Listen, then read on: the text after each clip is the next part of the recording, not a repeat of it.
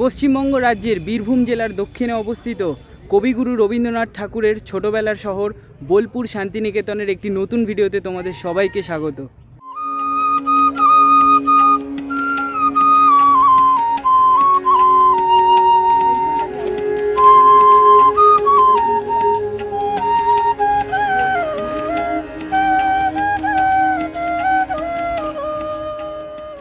Good morning from Sealdah. নতুন বছরে একটা নতুন ট্রাভেল ব্লগে আবার সবাইকে স্বাগত। আজকে হচ্ছে 16ই জানুয়ারি আর এখন ঘড়িতে বাজে হচ্ছে 6:30 আর আজকে আমাদের ডেস্টিনেশন হচ্ছে বোলপুরের শান্তিনিকেতন।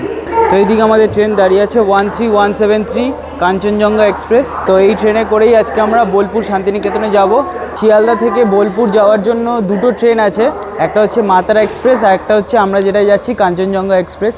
এছাড়াও হাওড়া থেকে আরও 4টে ট্রেন আছে যেটা করে তোমরা বোলপুর যেতে পারো। ঘড়িতে 6:42 বাজে আর ট্রেন ছাড়া রাইট টাইম হচ্ছে 6:50।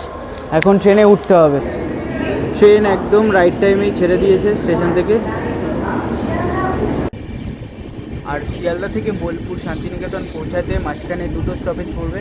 প্রথমে পড়বে দক্ষিণেশ্বর, তারপরে পড়বে বর্ধমান জংশন।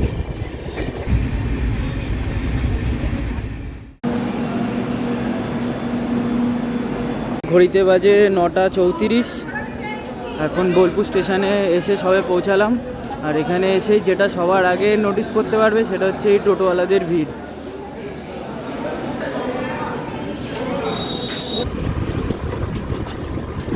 আড়াই ঘন্টার থেকে কিছু বেশি টাইম জার্নি করার পর এখন এসেছি আমাদের বোলপুরে এই স্টের কাছে। এখন স্টে রিসেপশানে গিয়ে চেক ইন করবো। যেহেতু খুব সকালে উঠেছি তাই এখানে একটু ব্রেকফাস্ট করার পর একটু রেস্ট নেব, তারপরে বেরোবো বোলপুর এক্সপ্লোর করতে। তো রুমে চেক ইন হয়ে গেছে, তোমাদের এখন একবার রুম ট্যুরটা দিয়ে নিই। তো এই হচ্ছে পুরো রুম। এখানে একটা ডবল বেড আছে, ওখানে একটা সিঙ্গেল বেড আছে। যেহেতু এই রুমটায় আমি আর বাবা মা থাকবো, তো এখানে একটা টিভি আছে, এখানে ওয়ার্ড্রব আছে জিনিসপত্র রাখার জন্য, এখানে একটা মিনি বার আছে, ওখানে একটা ছোট্ট আয়না আছে, এসি আছে কিন্তু এই শীতে আর এসি লাগবে না। আর সব থেকে ভালো ব্যাপার হচ্ছে এখান থেকে একটা বেরিয়েই সুন্দর একটা ব্যালকনি আছে যেখান থেকে পুরো রাস্তার ভিউ পাওয়া যায়। তো এখন ঘড়িতে বাজে 10:25। আমরা এখন ব্রেকফাস্টটা করছি না, যেহেতু ট্রেনে অনেক কিছু টুকটাক খাওয়া হয়েছে। ব্রেকফাস্টটা এখন স্কিপ করব, দেন 12টার দিকে আমরা লাঞ্চটা করে নেবো। লাঞ্চ করে তারপরে আমরা সাইট সিইংয়ের জন্য বেরিয়ে পড়ব। 16 তারিখ দুপুরে হোটেলে চেক ইন করে ডাল ভাত আলু পোস্ত আর মাংসের পাতলা ঝোল খেয়ে বেরিয়ে পড়েছিলাম বোলপুর শহর ঘুরে দেখতে। সেদিন প্রথমেই দেখে নিয়েছিলাম সুরুল জমিদার বাড়ি।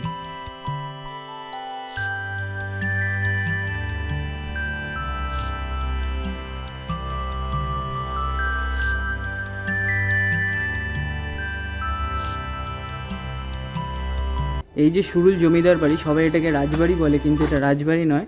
এই যে সুরুল জমিদার বাড়ি, এইটা তৈরি করেছিল 1750 সালে শ্রীনিবাস সরকার। কিন্তু তারা সরকার ছিল না, সরকার পদবিটা ব্রিটিশরা তাদেরকে দিয়েছিল। এই শ্রীনিবাস সরকারই পরে মহর্ষি দেবেন্দ্রনাথ ঠাকুরকে বিশ্বভারতী ক্যাম্পাস তৈরি করার জন্য জায়গা দিয়েছিলেন। জমিদার বাড়ি দেখে নিয়ে আমরা চলে গেছিলাম সৃজনী শিল্পগ্রামে। এই সৃজনী শিল্পগ্রামে টিকিটের মূল্য ছিল বড়দের জন্য 30 টাকা এবং ছাত্রছাত্রীদের জন্য 10 টাকা করে। সৃজনী শিল্পগ্রাম জায়গাটা খুব সুন্দর করে সাজানো, চারিপাশে এরকম ফুল, বিভিন্ন ফুল, ওপরে এরকম ফ্ল্যাগ দিয়ে খুব সুন্দর করে সাজানো। এই শিল্পগ্রামের ভেতরে পরিবেশটা খুব সুন্দর, খুব পরিষ্কার পরিচ্ছন্ন করে খুব সুন্দরভাবে মেনটেন করা একটা জায়গা। এখানে একটা সুন্দর পুকুর মতো করা আছে। মানে সৃজনী শিল্পগ্রামের পরিবেশ খুবই সুন্দর, খুব নিট অ্যান্ড ক্লিন। এরকম লাল মাটির পথ করা আছে, তোমরা এরকম পথ দিয়ে হেঁটে গাছের মধ্যেখান দিয়ে হেঁটে হেঁটে পুরোটা এক্সপ্লোর করতে পারো। এই রাস্তার মধ্যে দিয়ে হাঁটতে খুবই ভাল লাগছে। এরকম গায়ে হালকা হালকা রোদ পড়ছে, শীতে হালকা হালকা ঠান্ডা লাগছে, আর চারিদিকে এত সুন্দর পাখি ডাকছে, মানে অপূর্ব লাগছে এই রাস্তার মধ্যে দিয়ে হাঁটতে।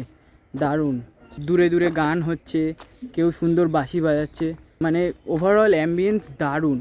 এর মধ্যে দিয়ে হাঁটার যেই ব্যাপারটা দারুণ। দিকে হাঁটতে হাঁটতে সামনে একটা হাটের মতো জায়গায় এসেছি। এখানে অনেক কিছু বিক্রি হচ্ছে আর লোকজন অনেক কিছু কেনাকাটি করছে। এই দিকটা এখন একটু ঘুরে দেখি।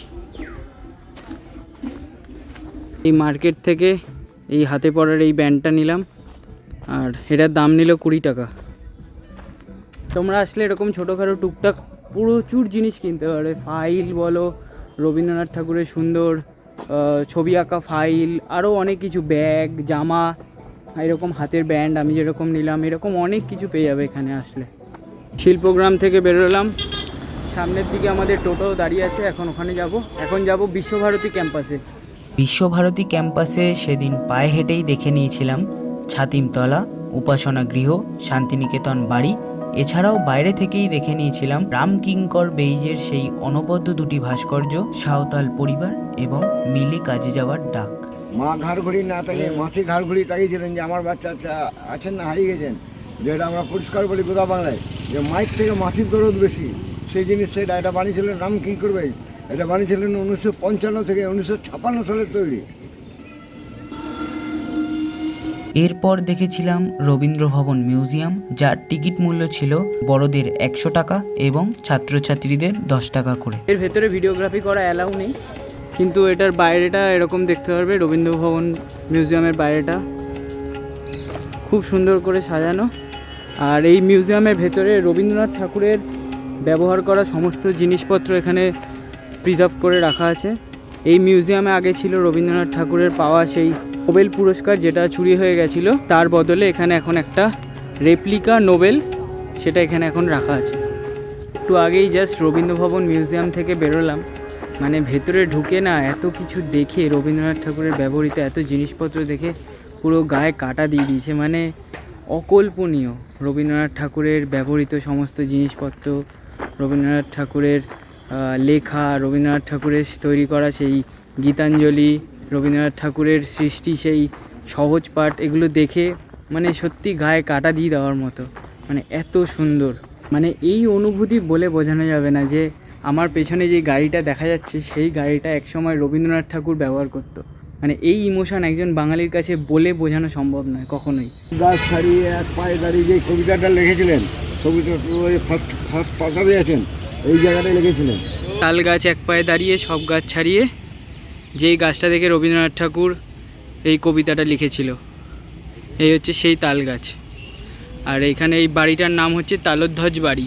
এই টোটোওয়ালা দাদার সাথেই আমরা দুদিন বোলপুর ঘুরে দেখেছিলাম। টোটো করে দুদিন বোলপুর ঘুরতে আমাদের পড়েছিল 1250 টাকা। বিশ্বভারতী এখন দেখা হয়ে গেল, এখন হয়তো আমরা সোনাঝুরি হাট দেখতে যাব, যেহেতু আমরা এখানে ঘুরতে এসেছি। যদি আমি এখানে একা আসতাম তাহলে আমি পুরো টাইমটাই চাইতাম যাতে আমি এখানে আরও বেশিক্ষণ থাকতে পারি। আমরা তো যেহেতু রবিবার চলে যাচ্ছি, একমাত্র রবিবারই এই বিশ্বভারতী ক্যাম্পাসের ভেতরে ঢোকা যায়, কিন্তু আমাদের তো সেটা হবে না। এই সেই সোনাঝুরি হাট বসেছে শুক্রবারে। প্রথমবার শান্তিনিকেতনে এসে ফরচুনেটলি আমি সেই শুক্রবারেই এই সোনাঝুরি হাটে এসেছি। শুক্রবার বিকেলে সোনাঝুরি হাটে তখন প্রচুর মানুষ, প্রায় সকলেই ট্যুরিস্ট। চলছে বেচা কেনা, বাউলের গান, মাদলের তালে আদিবাসী নৃত্য।